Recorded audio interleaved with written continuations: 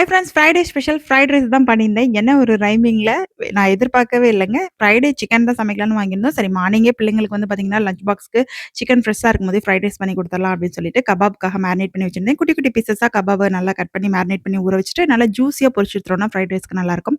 ஒரு பக்கம் India gate basmati rice தான் எடுத்திருந்தேன். 20 மினிட்ஸ் ஊற வச்சுட்டு, அத வந்து ஒரு பாத்திரத்தில தண்ணி, உப்பு, அதுக்கப்புறம் ஆயில் இதெல்லாம் சேர்த்துட்டு, நம்ம ஊற வச்சிருக்க ரைஸையும் உள்ள சேர்த்துட்டு, நல்லா இந்த மாரி உடைஞ்சு வரணும் கையில பட்டா. ஒரு 5 மினிட்ஸ்லயே நம்ம குக் பண்ண ரைஸ அப்படியே வந்து தண்ணியெல்லாம் வடிச்சுட்டு ஒரு 5 மினிட்ஸ்க்கு தம்ல விட்டா இந்த அளவுக்கு உதிரி உதிரியா ரைஸ் ரெடி ஆயிரும்.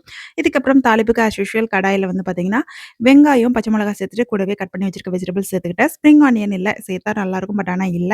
வெஜிடபிள்ஸ் கிரன்ச்சியா இருக்கும்போதே நம்ம பொரிச்சு வச்சிருக்க சிக்கனையும் உள்ள சேர்த்துட்டு, அது கூடவே வந்து பார்த்தீங்கன்னா, சோயா சாஸ், சில்லி சாஸ் இதெல்லாம் சேர்த்துட்டு கொஞ்சமா சால்ட் சேர்த்துட்டு, இது இப்ப நம்ம வேக வச்சிருக்க ரைஸையுமே உள்ள சேர்த்துலாம். ரைஸ் பார்த்தீங்களா, எந்த அளவுக்கு சூப்பரா குக் ஆயிருக்குன்னு நீள நீளமா உதிரி உதிரியா உடையாம வந்திருக்கு. ஃபைனலா கொஞ்சமா பெப்பர் தூவிட்டு அப்படியே நல்லா மிக்ஸ் பண்ணி விட்டுட்டு லஞ்ச் பாக்ஸ் பேக் பண்ணியாச்சு. சிக்கன் கொஞ்சம் அதிகமா இருந்தனால மேலேயுமே வச்சு சர்வ் பண்ணிட்டேன். எங்களுக்காக என்ன சமைச்சேன் அப்படிங்கிற வீடியோ நாளைக்கு பார்க்கலாமா?